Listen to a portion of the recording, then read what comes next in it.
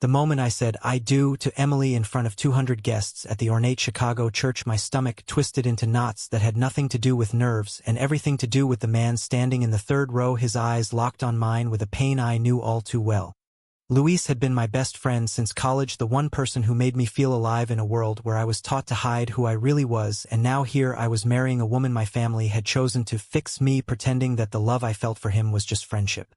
As the priest continued the ceremony, my mind raced back to how it all started. My parents, strict second-generation immigrants from Vietnam, who had built a successful restaurant business in the heart of Chicago, had always emphasized family honor and traditional values. Growing up, I was the golden son, good grade sports star, the one who would carry on the family name. But when I was 20 during my sophomore year at the University of Illinois, I realized I was different. A late-night study session with Luis, who was in my business class, turned into something more when we shared our first kiss in his dorm room. It was electric, terrifying, and everything I had been warned against. I tried to push it away, dating girls to please my parents, but Luis stayed in my life as my best friend. The secret I guarded with my life. After graduation, I landed a good job as a software developer at a tech firm downtown. Life seemed on track until my parents started pushing for marriage. "You're 28 now, Jake," my father would say during Sunday dinners, his voice heavy with expectation. "It's time to settle down with a nice girl like Emily. She's from a good family and her parents own that import business. Think of the future grandchildren, the family name." Emily was kind, pretty, and completely unaware of my inner turmoil. She was introduced through family friends, and before I knew it, the engagement was announced. I couldn't say no. The guilt of disappointing them after all they had sacrificed for me in America was too much. So I said yes, burying my feelings for Luis deeper than ever. The reception was a blur of toasts, laughter, and clinking glasses, but every time I glanced at Luis, who had agreed to be my groomsman out of loyalty, my heart ached. We had promised to stay friends, to keep our past hidden, but the tension between us was palpable. Emily noticed my distraction, squeezing my hand and whispering, "You okay, babe? You seem far away." I smiled and lied, just overwhelmed by how lucky I am. But inside I was screaming. How could I build a life on a lie? The night ended with us in our new apartment, Emily asleep beside me and me staring at the ceiling, wondering if I could ever be the man everyone expected. The next few months of married life were a test of my acting skills. We settled into a routine morning coffee, work, dinners with family. My parents beamed with pride seeing their son fixed and on the path to grandchildren. But at work, Luis was there too. He had joined the same company a year earlier as a project manager.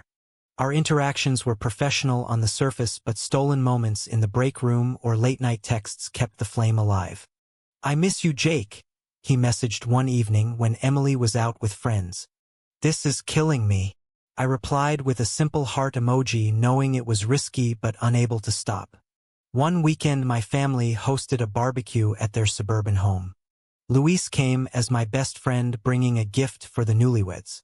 As we flipped burgers, my brother pulled me aside. "Dude, you and Luis seem closer than ever. Everything good with Emily?" His tone was casual, but it sent chills down my spine. I laughed it off, but the seed of doubt was planted. That night, after everyone left, Emily confronted me gently. "Jake, is there something you're not telling me? You and Luis, it's like there's this bond one can't touch." I denied it, pulling her into a hug, but the guilt ate at me. How long could I keep this up?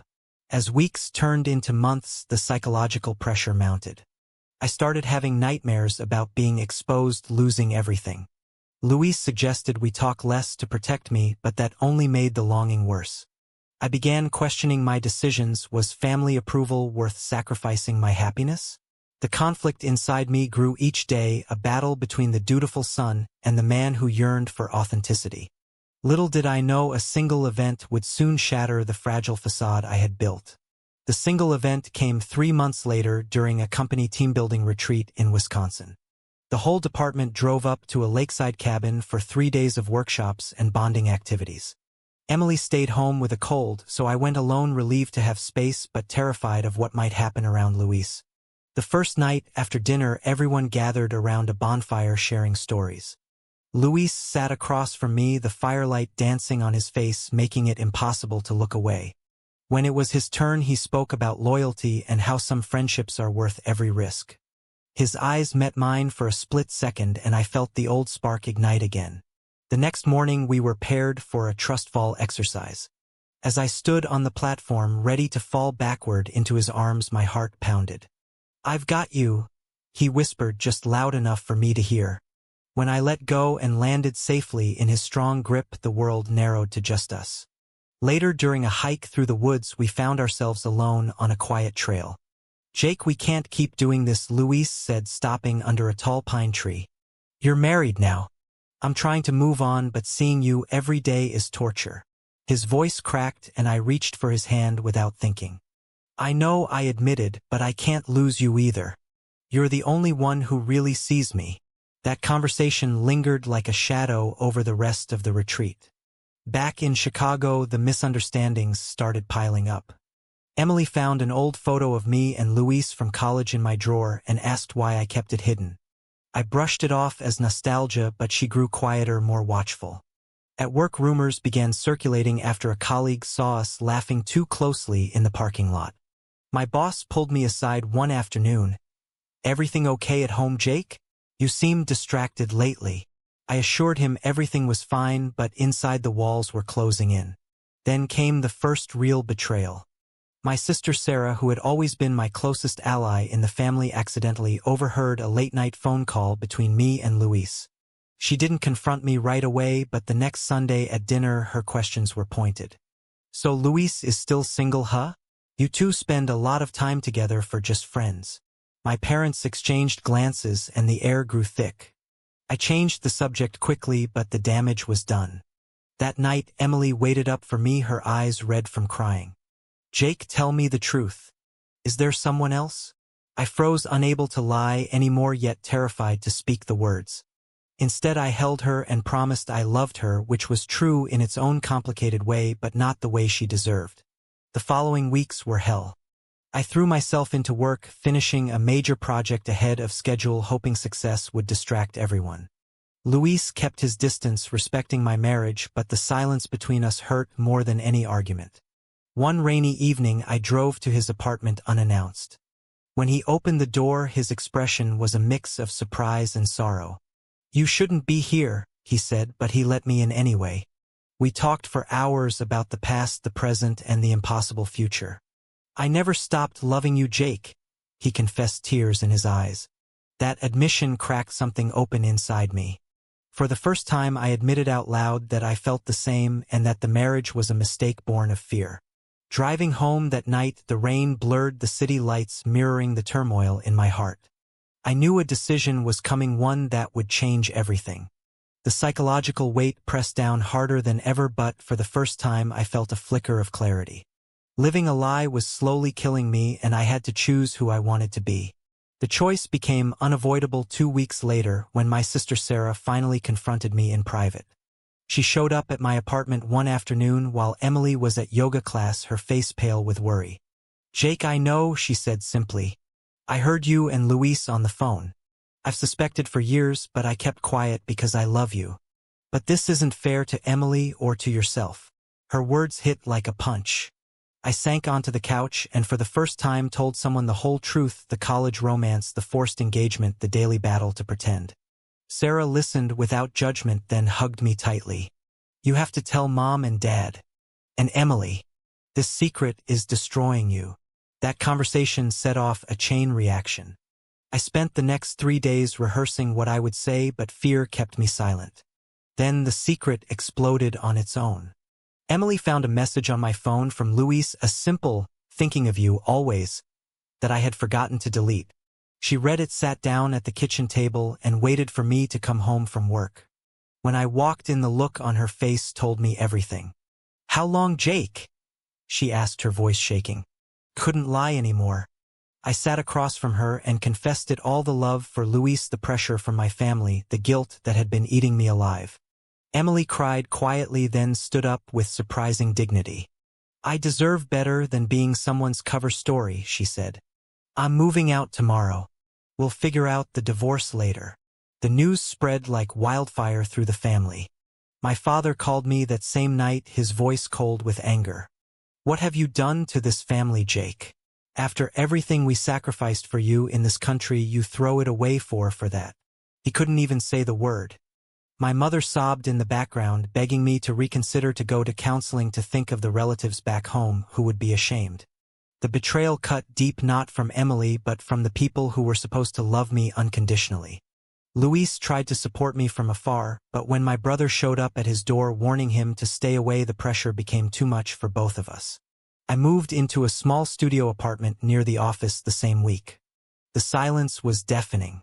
At work, colleagues whispered, and my boss suggested I take some time off. The psychological toll was immense: nights of insomnia, days where getting out of bed felt impossible. Yet, in the middle of the darkness, Luis remained my anchor. We met secretly at a quiet coffee shop on the north side. "I'm here no matter what," he said, taking my hand under the table. "But you have to do this for you, not for me." His words gave me strength, but also forced me to confront the consequences of my choices. I had lost my marriage, my family's respect, and nearly my job, yet for the first time I felt free to breathe. The big turning point came during a heated family meeting at my parents' restaurant after closing. My father demanded I apologize publicly and try to win Emily back. When I refused and finally said the words, "I'm gay and I love Luis," the room went dead silent. My mother fainted into a chair, my brother stormed out, and my father looked at me with disappointment so profound it shattered something inside. "You are no longer welcome here," he said quietly. The disownment was official. I walked out into the cold Chicago night knowing my old life was over. The pain was crushing, but beneath it a strange determination began to grow. I had faced the truth, and now I had to build something real from the ruins. The months that followed were the hardest of my life. I threw myself into work, determined to prove that my personal truth didn't diminish my professional value. Late nights at the office became my refuge, coding solutions for complex problems that mirrored the complexity of my own emotions. Luis was patient, giving me space while quietly supporting from the sidelines with encouraging texts and occasional dinners at his place. "Take all the time you need," he would say, but I could see the worry in his eyes. He had risked his own reputation at the company by standing beside me, and now we both navigated the awkward stares from coworkers. Financially, things were tight. The divorce proceedings drained my savings, and without family support, I learned to budget carefully. I sold my expensive car, bought a used bike, and started cooking simple meals in my tiny kitchen. The humility was new but strangely liberating.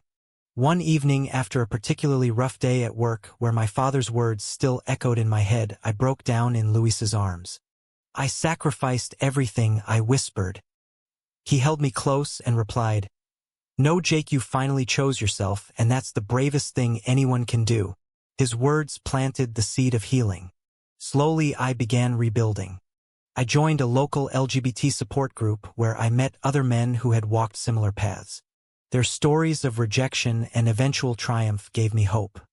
I started volunteering at a youth center, teaching coding to underprivileged kids, many of whom were also struggling with identity issues. The work filled a void, reminding me that my pain could become purpose. Luis and I grew closer in those quiet moments, sharing dreams for the future without the shadow of secrecy. Our relationship deepened into something steady and genuine, built on mutual respect rather than stolen glances. Yet the road wasn't smooth. A major misunderstanding nearly broke us.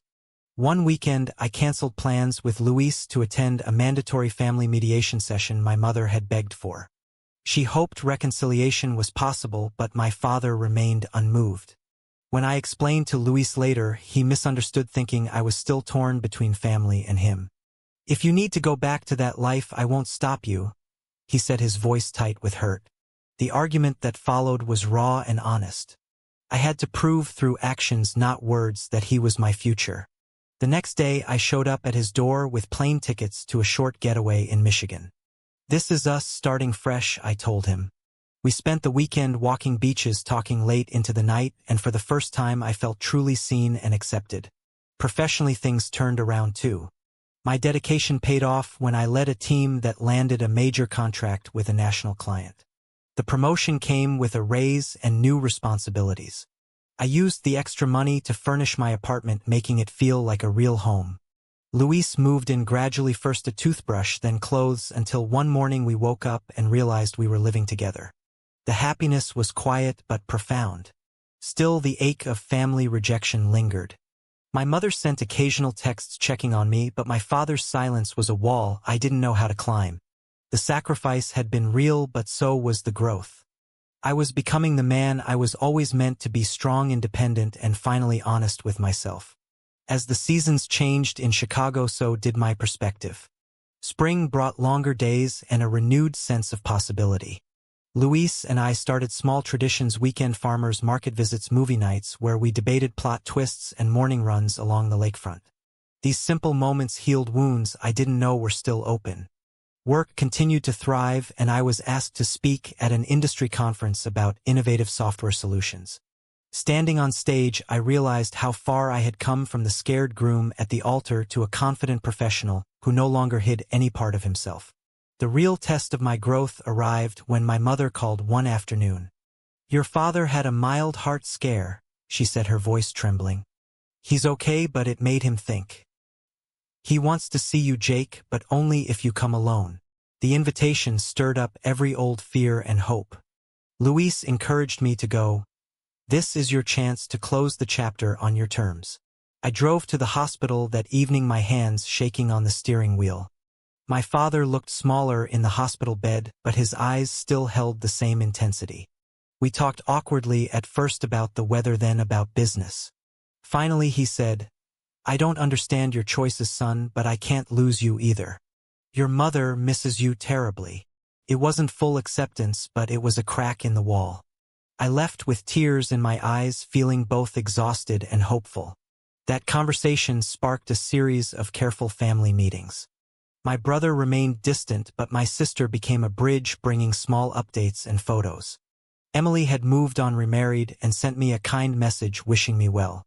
The forgiveness from her was unexpected and lifted another weight. Luis stood by me through every difficult discussion, never pressuring but always present.